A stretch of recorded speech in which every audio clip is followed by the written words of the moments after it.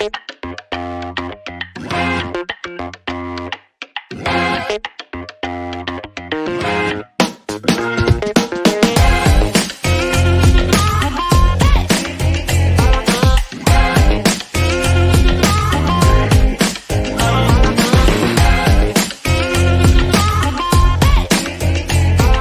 what's up? Hello, everybody. Welcome back to Roll Pod, an Alabama sports podcast from Bama 247.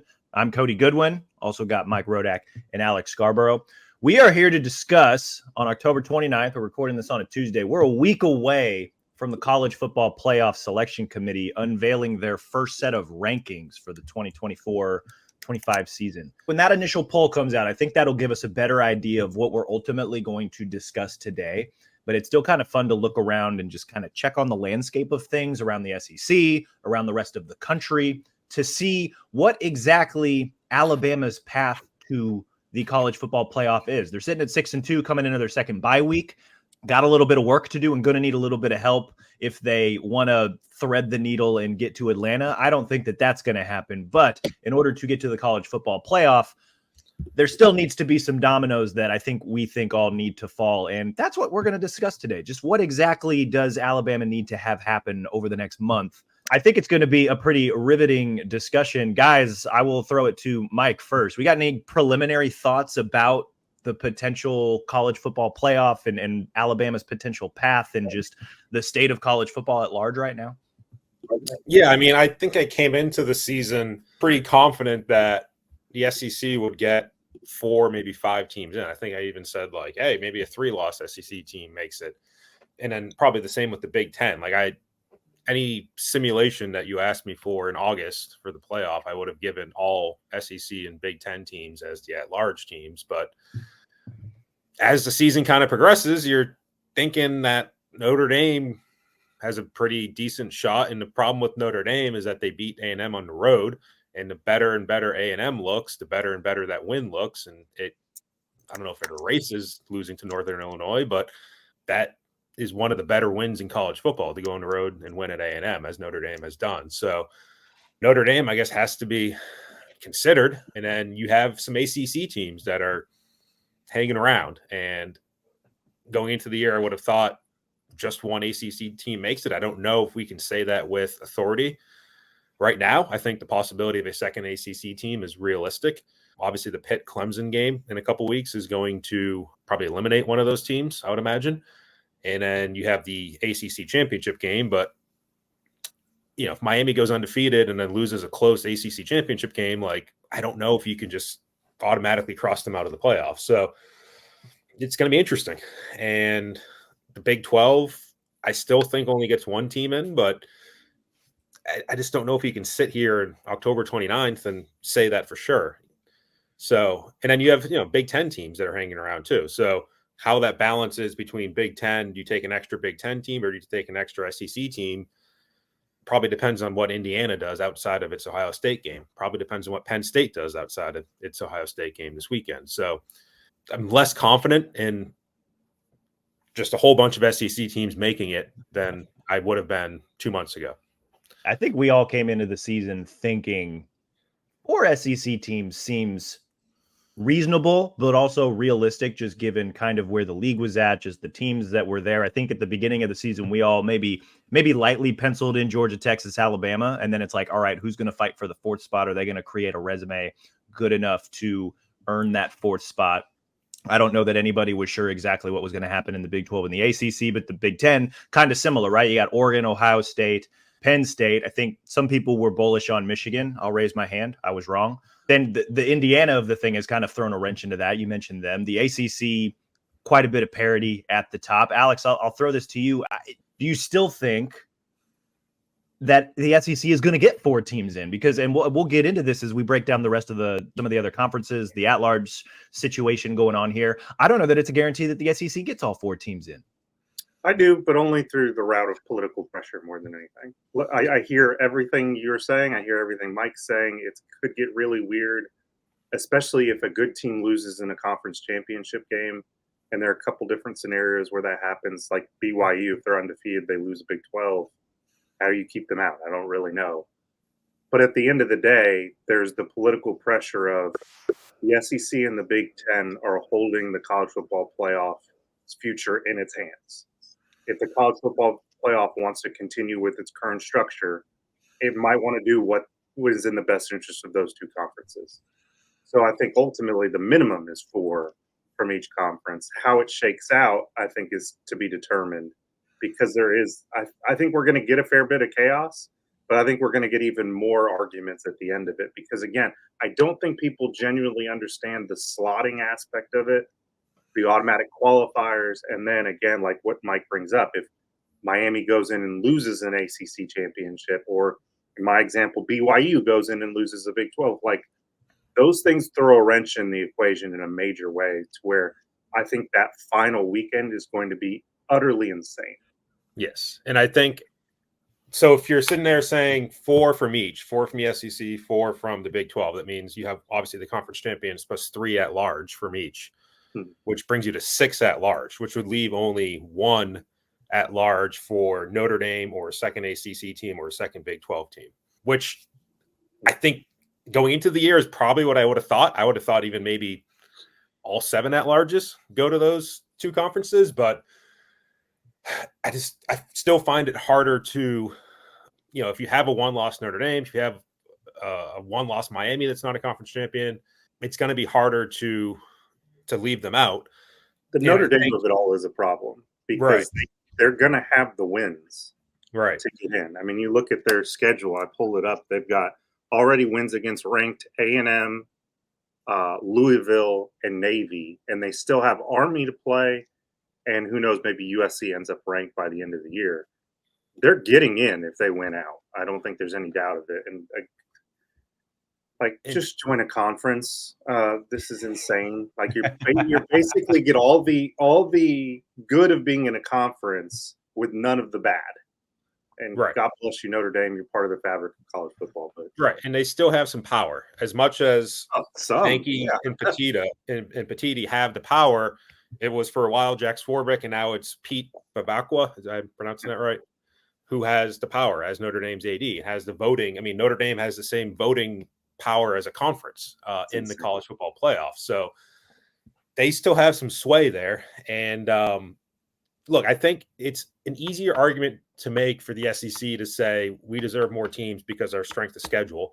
If you were kind of beating up on each other, if Alabama had lost to Georgia, and then Alabama has Georgia and Tennessee losses instead of Georgia and Vandy, or if you're in a situation where Tennessee's right on the bubble and you're saying Tennessee lost to Arkansas, it's those bad losses that I think are kind of undermining or the potential SEC argument. Just like, Sankey wants theoretically more SEC teams in the NCAA tournament. Well, Kentucky can't lose to St. Peter's. Like Auburn can't lose to Yale. Like you're undermining your argument when that happens. And I think Alabama losing to Vandy, Tennessee losing to Arkansas undermines that argument. As we said coming into the show, I thought of Indiana Jones in the Temple of Doom, where he just takes the heart, rips it out of the man's chest, and holds it up for the crowd. Like that's kind of where Greg Sankey and Tony Petiti are right now. Like they can do that to the playoff. They can do that to the other conferences because they can just take their ball and go home theoretically and make their own playoff starting in 2026 and exclude other conferences. And it's going to get, if there's any hint of the playoff committee, which theoretically is a neutral body of all these ADs and Condoleezza Rice and all these people caving to the pressure of the SEC and Big Ten, it is going to create a riot situation among fans of other conferences, the Clemsons, the Miamis, the Pittsburghs, the BYUs, Iowa State, like those, Notre Dame potentially, like those fans will riot. I don't know if their voices will be heard, but it will be a very messy situation in the second weekend of December, if that happens. If the fan base outside of the SEC or Big Ten riots, does it happen? It's like if a tree falls in the forest. Yeah. I do think on one point, I hear what you're saying about the SEC having bad losses. I think you can spin the Vanderbilt loss in a meaningful way because of the kind of the indirect thing where Vanderbilt challenges Texas, Alabama.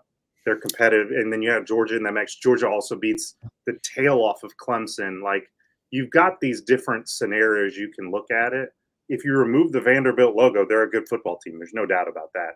The question is how much the past history seeps into the mind of that committee. And I don't think there's any way to get it completely out. Before we dive too deep into this, the parameters for the 12-team college football playoff, let's get that out of the way. The 4 Power 4 conference champs, that's the ACC, Big 10, Big 12, and the SEC, get automatic bids to the playoff. Then you have the highest ranked based on the selection committee's college football playoff rankings, group of 5 school. They get an automatic bid in for the Cinderella aspect of this thing. So that's 5 auto bids. And then the remaining 7 are at-larges determined by the college football playoff selection committee poll. That's how the teams get in. Before we dive into what the rest of the country kind of looks like, I wanted to start with the SEC, right? Because that's, again, Alabama probably not going to Atlanta. Currently, the SEC standings, number 1 at the top all by themselves, Texas A&M, 7-1, 5-0. Then you've got Georgia at second, 6-1, 4-1. You've got Texas, Tennessee, LSU, all 3-1 in conference play. Texas is 7-1, Tennessee is 6-1, LSU 6-2. Then you've got Alabama 6-2, 3-2, and then you've got both Missouri and Ole Miss, who are both 6-2 and 2-2. What if I told you that there was a world where all 8 of those teams can finish in a tie, and there's absolute chaos raining down on the SEC this month? I don't see it. I don't think that necessarily needs to be the focus, because I don't think that's humor me, Mike. But I think, I think the realistic scenario is that you have 3 one-loss teams at the top: Georgia, Texas, Texas A&M. And as much as it would appear on the surface that Georgia beat Texas, Texas in this scenario beats A&M at the end of the season, therefore Georgia and Texas are 1-2. That's not necessarily the case, because Georgia and A&M didn't play each other. So you don't have that round robin as your first tiebreaker. You have to skip that as a tiebreaker.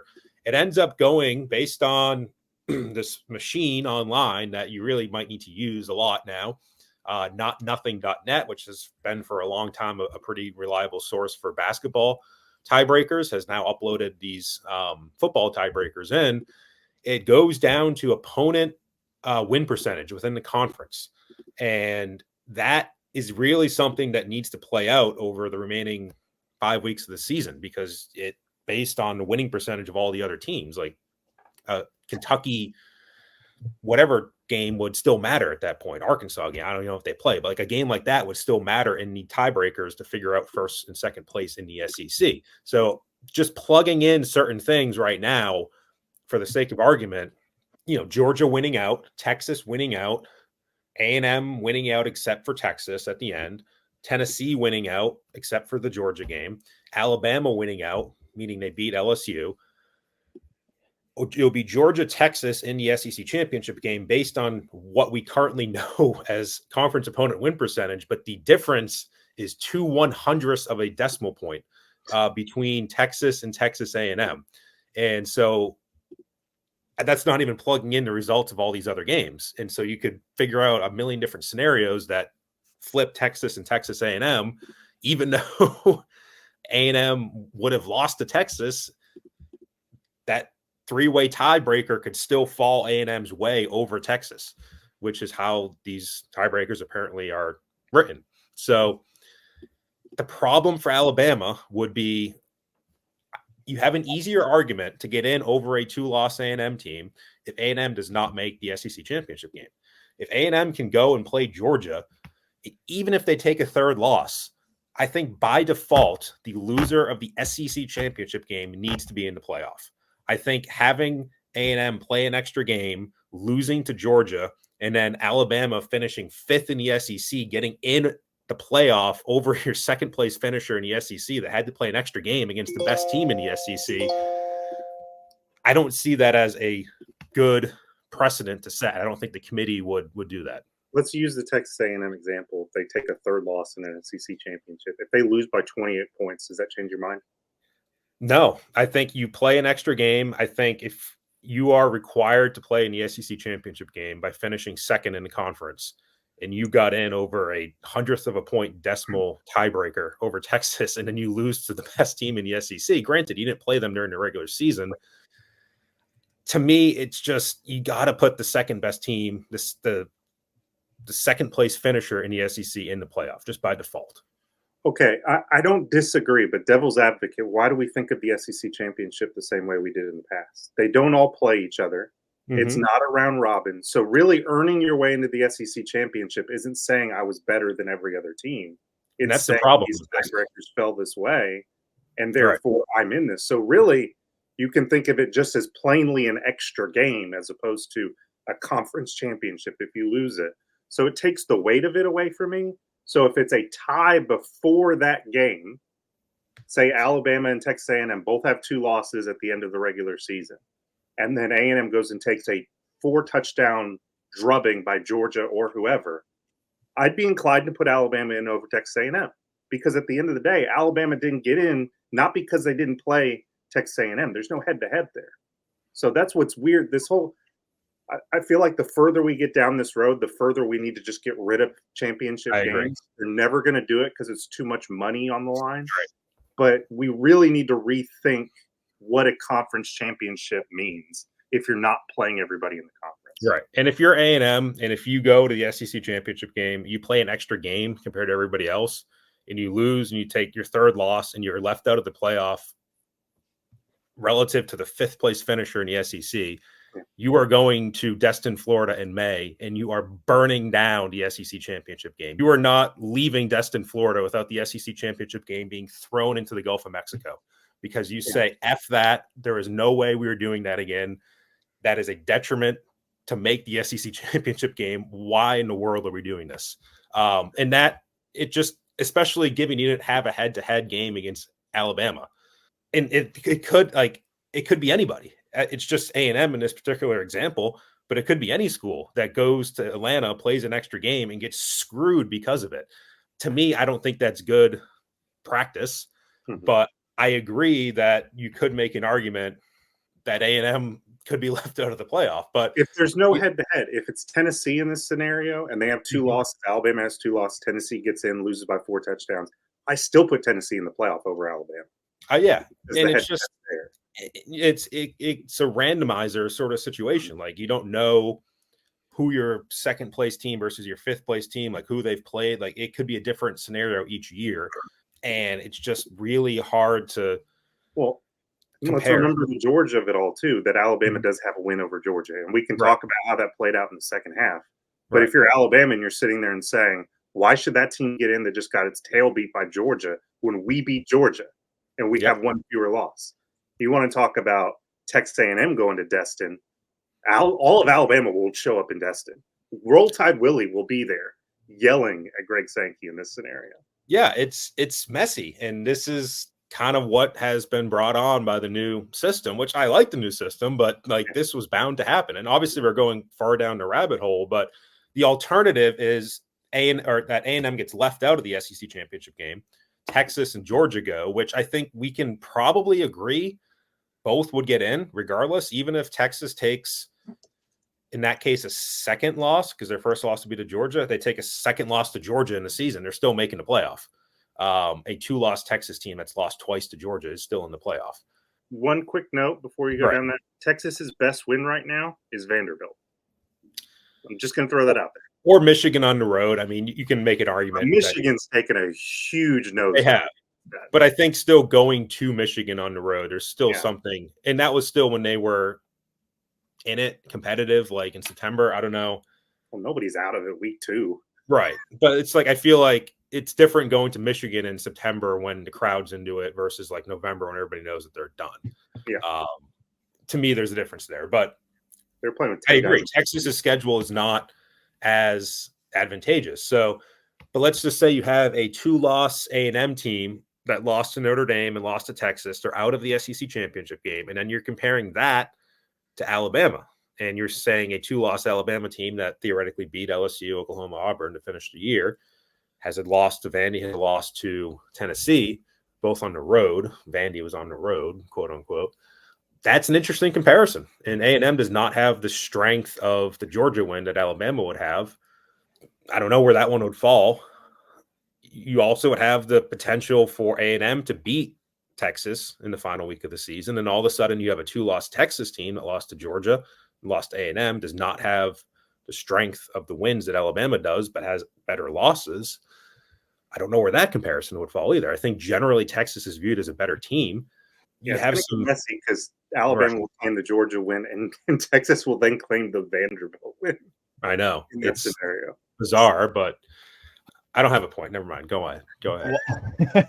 So that's the top of the SEC. I think what we need to maybe solve here, and I've got some thoughts after listening to all that, is how does Alabama climb into the top 4 of the SEC, right? Because that's kind of where they're going to need to best position themselves to at least give themselves the best shot at earning an at-large for the college football playoff, right? So right now they're 6-2, 3-2 in conference play. They're behind Texas, Tennessee, LSU immediately. They're also behind Georgia. They're also behind A&M. You look at some of the key remaining games, and I circled a few of them here, right? This week, A&M goes to South Carolina. I'd like to think A&M will probably win that game, but South Carolina can be frisky, so we'll see what happens. The following week, Alabama at LSU, Georgia at Ole Miss. I know Ole Miss is kind of paper tigery, but Georgia still has to go to Oxford. Let's see what happens. Week 12, Tennessee at Georgia, Texas at Arkansas. Arkansas already took down Tennessee. Can the Longhorns survive that one? Week 13, LSU plays Vanderbilt, and then week 14, A&M plays Texas, and Tennessee plays Vanderbilt. So Alabama, first order of business, get this out of the way. They got to win out. They got to go 10-2. That's just part of the deal. A third loss probably eliminates them. After that, I think the win over LSU knocks LSU out, right? And then I think Alabama needs either Georgia or Texas to lose again, or they need Tennessee to lose twice. I think if those things happen, then they'll climb into that 4th spot, or at least put themselves in a tiebreaker position to potentially be in that at-large, like firmly in that at-large conversation. And if that's the case, week 14 becomes really interesting because Alabama's going to host Auburn. Texas and A&M are going to play each other, and Tennessee's going to play Vanderbilt, especially if we're assuming that Georgia's going to run the table, which would mean a win over Tennessee, the win over Ole Miss, which would probably knock them out of our little scenario here. So that's at least where my mind goes to. What do you guys think needs to happen, or is the most realistic path for Alabama to climb into the top? I think you're forgetting about A&M's loss to Notre Dame, non-conference, because even though Alabama could still finish behind A&M in the SEC standings, I don't necessarily know if that means they're behind them in the playoff standings, because A&M has that non-conference loss that the other contenders don't have here. There's a difference between climbing into the top 4 of the SEC standings and climbing into the top 4 of the SEC teams ranked in the playoff. And Alabama, well, that's what we don't know right now. We don't know what the current CFP thing is what makes that particular scenario interesting. Right. Well, I mean, you can simplify some of this like by saying Arkansas is probably not going to beat Texas. Arkansas is probably not going to run the table. And even then they have a third loss. So like a 3-loss Arkansas is out. A 3-loss Florida is out. Ole Miss has the sneaky potential. If they beat Georgia at home, they are back in it. For now, I'll say they're on the fringe. Missouri's out. Like, I don't think anybody expects Missouri. Vanderbilt has 3 losses. Everybody else has more than 3 losses total. So it's really down to you have a fringe Ole Miss. You have Alabama, Texas, Tennessee, LSU, Georgia, A&M. Alabama beating LSU gives LSU that 3rd loss. So the only scenario we're talking about is Alabama winning out, which by default knocks LSU out. Right. The Georgia-Tennessee game, Tennessee taking a 2nd loss there to Georgia, I think is expected. And I don't think it would knock Tennessee out. I think they would still be in as a 2-loss team in over Alabama with the head-to-head win. And then that's why I thought Tennessee needed to lose twice. Right. Yeah. And then I think the Texas A&M loser of that regular season game then gets into your comparison head-to-head versus Alabama, not having played them head-to-head, but how do those teams, a 2-loss A&M or a 2-loss Texas versus a 2-loss Alabama? That is to me, the most relevant comparison right now is how does A&M compare to Alabama? How does Texas compare to Alabama? Even though A&M would finish higher in the SEC standings than Alabama, that wouldn't guarantee to me that A&M would finish higher than them in the playoff standings. So then let me phrase it that way. If we're assuming that Alabama wins out to finish 10-2, who do they need to win in week 14? Texas or Texas A&M? Alex, I'll let you start. I think their cleanest path forward is either Georgia taking a second loss or Texas taking a second loss. The A&M of it all is really a problem because the lack of the head-to-head. And I think A&M will make the argument if Marcel Reed continues playing the way they did. They have the better loss, and they're a different football team with a different starting quarterback at that point. So I don't want, if I'm Alabama, I don't necessarily want the conversation to be about A&M in this scenario. I'd rather it be about a 2-loss Georgia or a 3-loss Tennessee or a 2-loss Texas. Right. However, I would say if Georgia takes a second loss, it is much better for Alabama for that to come to Tennessee, because then you just let Tennessee run away with it. If it comes in Oxford to Ole Miss, then all of a sudden you have a 2-loss Ole Miss team, if they win out otherwise, being compared to Alabama. And all of a sudden, Ole Miss has a win over Georgia, Alabama has a win over Georgia. That kind of gets washed out, and you could theoretically say that Ole Miss is in over Alabama. I would have to present Ole Miss as the rest of Ole Miss's schedule, right, including the worst non-conference of the team. Right, and they would both have a bad loss. Ole Miss at home to Kentucky, Alabama on the road to Vanderbilt.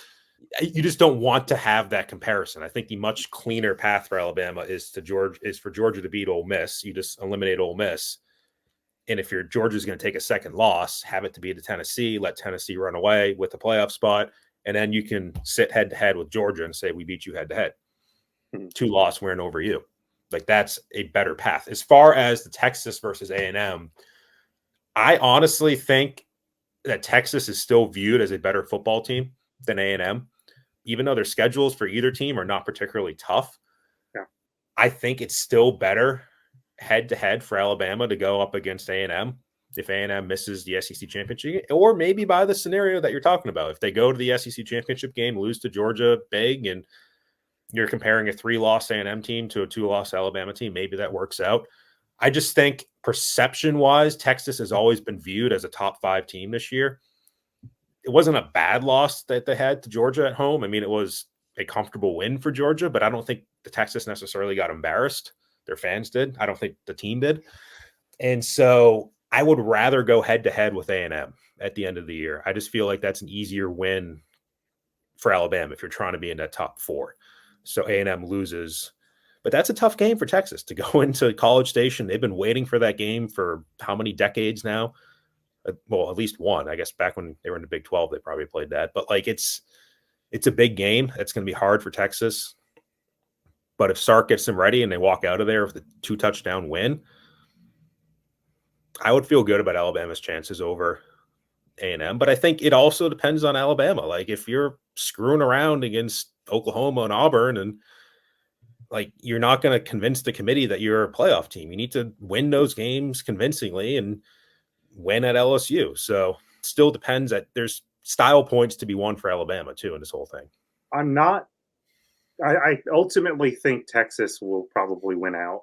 I'm not convinced, though, that there's not a loss before A&M if things get, because they are sort of, I think, teetering in terms of if they want to be an elite team. Florida's playing at a higher level than what we expected. An 11 a.m. kick's always weird. Arkansas is going to be up for that game. Kentucky the week before A&M, you get the sense maybe that's a trap game. There's some weird things with Texas where they're not the team I thought they were going into the season, and I'm very curious to see if they do make it out alive the rest of the way. So if Georgia's going to take a second loss for Alabama's sake, let it be to Tennessee.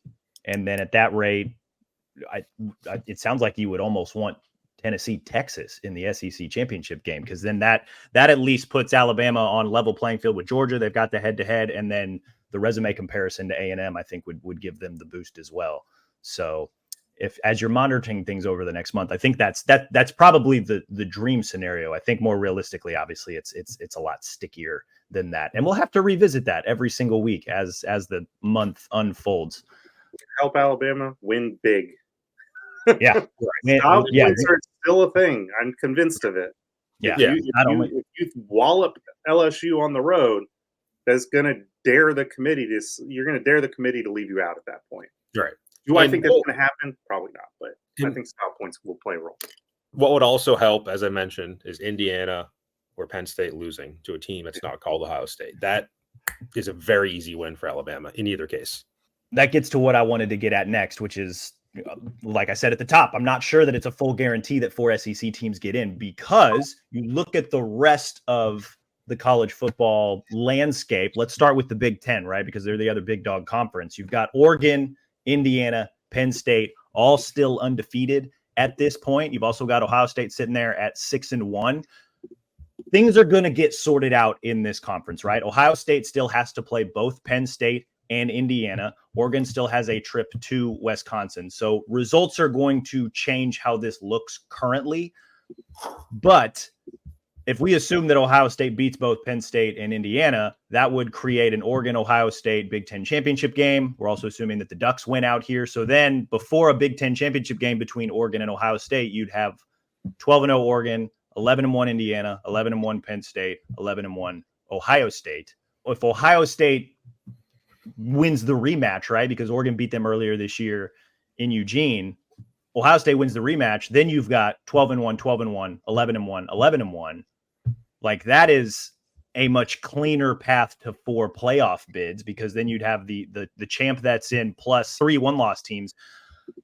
More at-larges out of the Big Ten obviously steals potential spots for the SEC. And that's one thing to monitor. The other couple of things to monitor, right, are the other 2 power conferences. The ACC, where you've got Clemson at 6-1, Miami at 8-0, SMU at 7-1. They're just kind of lingering right there. Pittsburgh at 7-0. That's going to clean itself up over the next month, because Miami plays, well, I thought this was important, and then I watched Duke play this weekend. Miami still has to play Duke, whatever. Pitt has to play both SMU and Clemson. So Pitt is either going to rocket up what'll potentially be the college football playoff rankings, or SMU and Clemson will just fully eliminate them altogether. Clemson also has the season finale against South Carolina. Miami also has to play Syracuse, who's kind of a frisky team at 5-2 at the end of the regular season. And then, assuming it holds the way we think it will, probably looking at Clemson, Miami in the ACC championship game.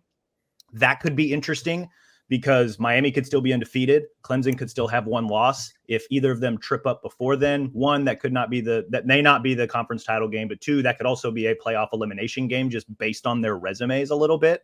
And then you've got the Big 12, where something similar is going on, right? You've got BYU and Iowa State, who are both undefeated, and they don't play each other in the regular season. And then behind them, you've got K-State at 7-1, who's lost to BYU, and they get Iowa State in the regular season finale. So K-State could, in theory, beat both Iowa State and BYU on their way to a Big 12 championship game. And then you've got 3 one-loss teams, with K-State being the only auto bid winner in there. You've also got Colorado sitting there at 6-2. And the only reason I bring them up is that because they don't play any of the teams currently in the top 3. I know they took a loss to K-State earlier this year, but Colorado can't cause any chaos is kind of what I'm getting at. You know, if you've got 3 one-loss teams out of the Big 12, you've got, a couple of, potential. I mean, there's the potential for 1-loss Pitt to be sitting outside of the ACC championship game as well. So they're just kind of lingering there. I don't know if they have the resume. And then we mentioned the Big Ten, like, that's just the conference races too. That's not even like the group of 5 races where you've got, I think, Boise State and Army, who are kind of, they're the 2 front runners, I think, for the group of 5 playoff spot. And then we mentioned at the top as well, Notre Dame sitting there at 7-1. They still have to play Florida State, Virginia, Army, USC. Maybe not the gauntlet of all gauntlets to build a resume, but they are sitting on that Texas A&M win from earlier in the year. I agree with Alex that 11-1 Notre Dame's probably getting in. That's another spot to take away from a potential SEC team.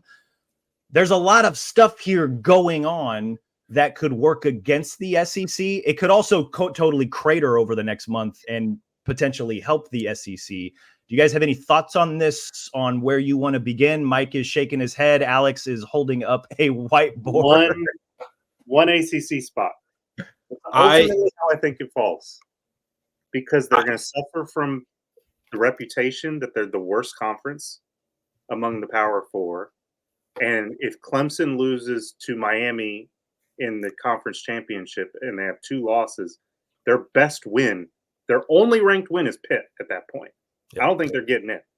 Right. I think the Big 12 gets 1 team. I don't see a scenario where the Big 12 gets 2 teams, even if BYU loses the conference championship game. I don't think they have the resume. I don't think Iowa State has the resume as a Big 12 championship game loser.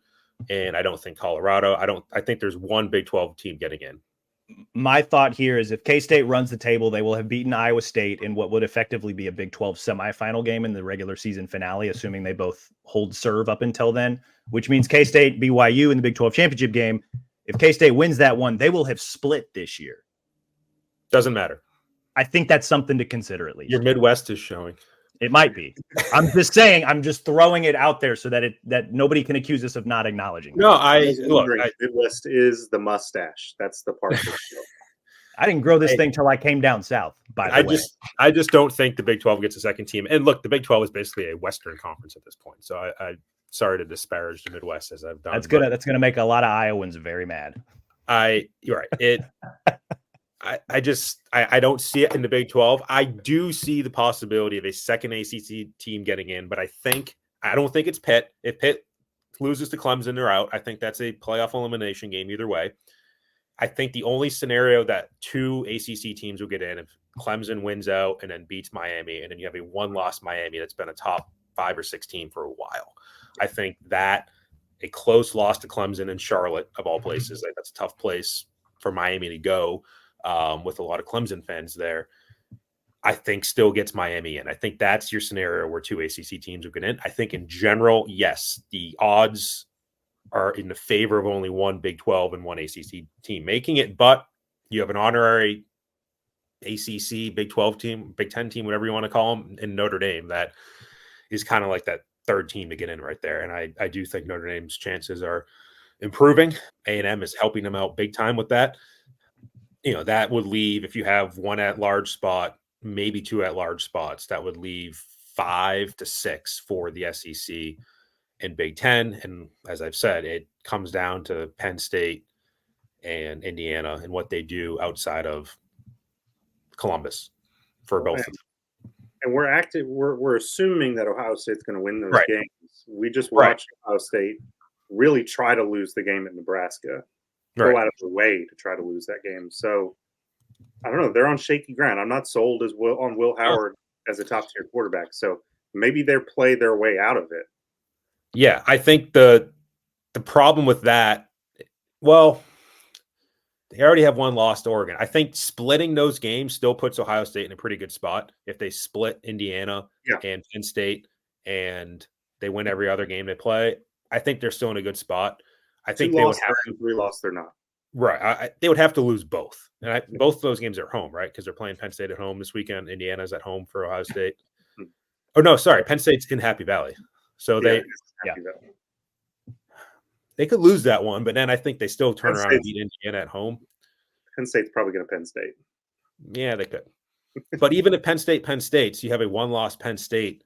I don't know what they've played outside of that. I think you're still right in the playoff conversation. A one-loss Penn State is still right there, probably in a better spot than a one-loss Pitt or a one-loss, Iowa State. Like, they're in a better spot being a Big Ten team and having Tony Petitti with that gun pointed to the head of the college football playoff. But they got a win over Illinois. They went on the road to beat USC, and they most recently went on the road to beat a Wisconsin team that was ranked at the time of that matchup. Wisconsin's probably played their way out of it, but that's still a team that could win 8 or 9 games. Mm-hmm. I don't know if that builds the resume up enough to earn an at-large, but, I have a hard time seeing 11-1 Penn State being left out of the playoff too. I agree. The bottom line for Alabama fans is that I don't think, and we said this before, we can sit here on October 29th and say that Alabama's automatically in if they win out. I think Alabama winning out with style helps.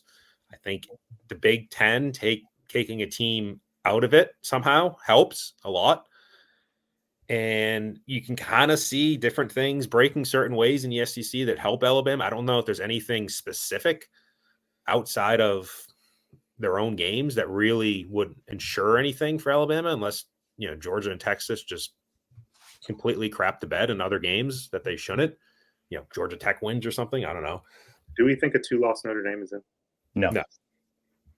I think that would clean things up. Right. Notre Dame losing a game somewhere would certainly help Alabama as well. But you just need, I think, a little bit something. And it's, a similar situation to last year. I think Alabama needed something to happen. And in the case of Florida State, they didn't lose a game, but they had lost their quarterback, and that's what happened that got Alabama in the playoff last year. So you just need something to happen, and the odds are good of that happening, but the odds are probably better of something else happening than Alabama going to Baton Rouge and winning that game, to me. I think that's still your biggest obstacle, is going and beating LSU in 10 days here. That's your biggest obstacle. Well, and even after that, I think the margin for error isn't great going on the road to Oklahoma. The Auburn game doesn't scare me as much, but that Oklahoma game I don't think is a gimme either, even though they're not playing great football. Notre Dame has Florida State left at home, Virginia at home.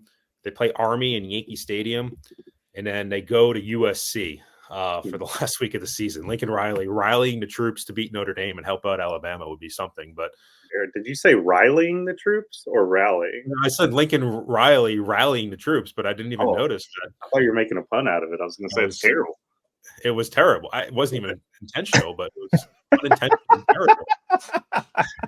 They shut down practice now, guys. They're going to be great. I saw that. Should be the title of our podcast, Unintentionally Terrible. Unintentionally terrible. I like your forward thinking, though. Okay, so when we're looking at all this, some of the dominoes that could potentially help Alabama, assuming they position themselves within their own conference, right?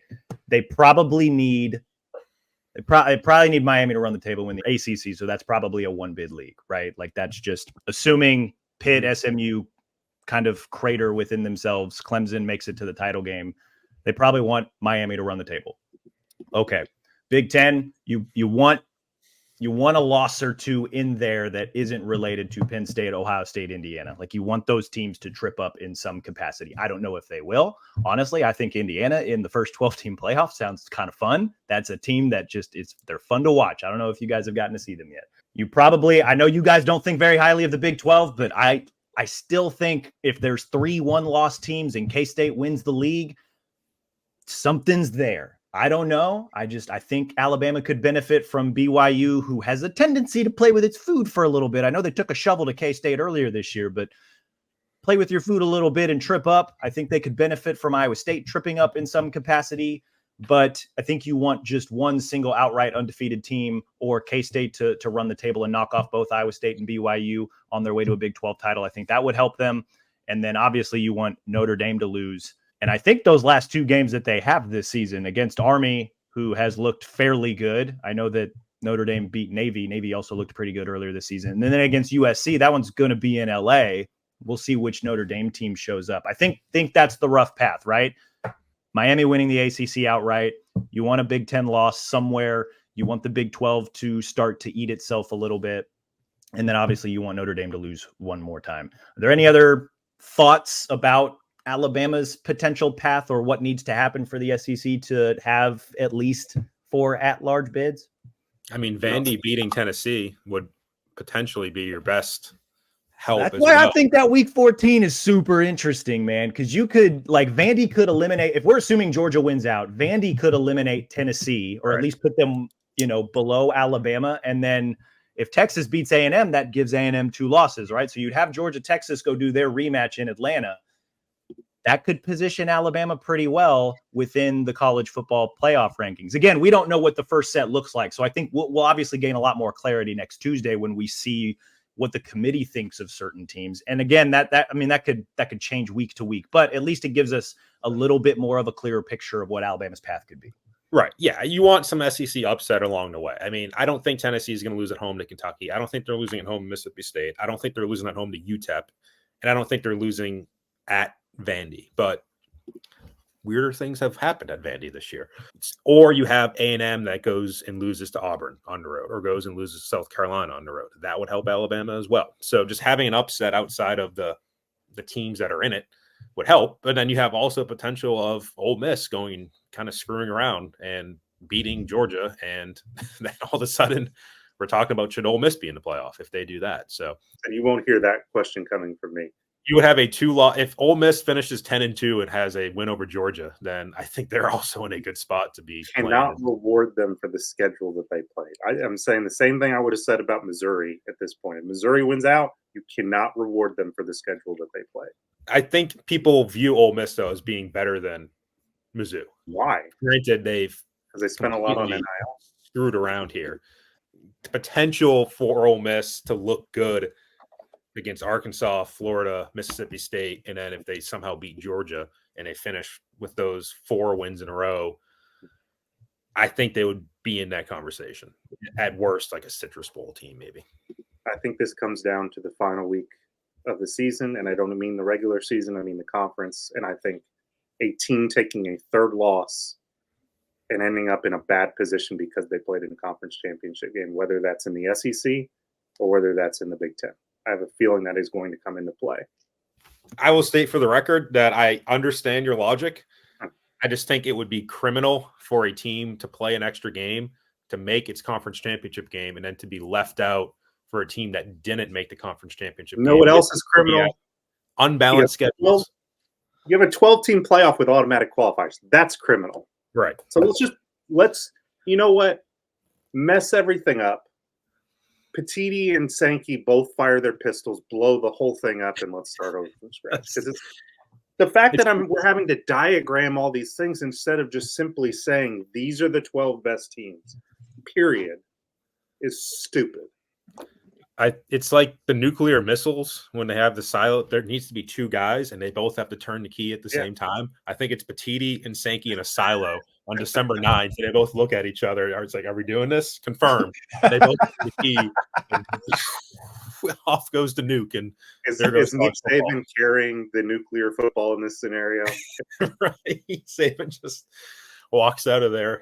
Ben Herbstreit has the launch codes on his collar. There needs to be a meme of just Sankey and Petiti in the bottom of a Minuteman missile silo, ready to blow this whole thing up. So to recap, Alabama's got to run the table. They probably need A&M and Tennessee to both lose. A&M at least once, Tennessee probably twice. Alabama also needs an undefeated Miami to run the table in the ACC. They probably need the Big 12 to eat itself a little bit, and they need Notre Dame to lose. And if all that happens, pretty good chance that the Crimson Tide are in the college football playoff. Sound good? That's easy enough, right? Sure. Got to win in 12 days in Baton Rouge, whatever it is. Yes, that's top order of business in terms of if they're going to run the table, they got to obviously go to Baton Rouge and knock off LSU. We will discuss that game in a little bit more detail next week. But that's all we've got on today's show. Quick programming note before we sign off. We are going to have Brett, our recruiting guru, on Thursday's show. Going to do a catch up there. Believe Alabama's had a couple of commitments and a lot of visitors over the last month. So Brett's going to be on to catch us up. And then Sunday, our usual Sunday show, we usually recap games. Alabama obviously off this week. So instead, bringing on Isaac Trotter, national college basketball writer for 247 and CBS, to discuss Alabama men's hoops because they officially begin their season on Monday against UNC Asheville. That game is in Tuscaloosa. So I'm going to talk some hoops on Roll Pod to get you guys ready for the Alabama basketball season. It's not quite fully basketball season yet, but it will be with one more Alabama football loss. Mike's shaking his head. It will be portal season. It will be football portal season. No, sorry. I was just assuming we weren't doing a Sunday show and I was going to sit on my couch and watch some football, but I'm happy that you're still doing the Sunday show and you're doing it with Isaac Trotter. Yeah, you guys are off the hook until next week's midweek show, in which we'll, probably discuss Alabama, LSU. I don't know. Next week's show is still kind of up in flux because we're going to connect with the Go 24/7 guys and talk Alabama, LSU. So you guys may not even be back until next Thursday. So enjoy the week off. That's the programming note. That's all we've got today, guys. We appreciate you all for listening. Be sure to rate and review our podcast wherever you listen to your shows, Apple, Stitcher, Spotify, even our Bama 247 YouTube page. Subscribe to Bama 247 and 24/7 Sports so you can get all this great insight and knowledge that you heard on today's show in written form at Bama247.com. As always, we appreciate you guys for listening. Talk to you all again soon.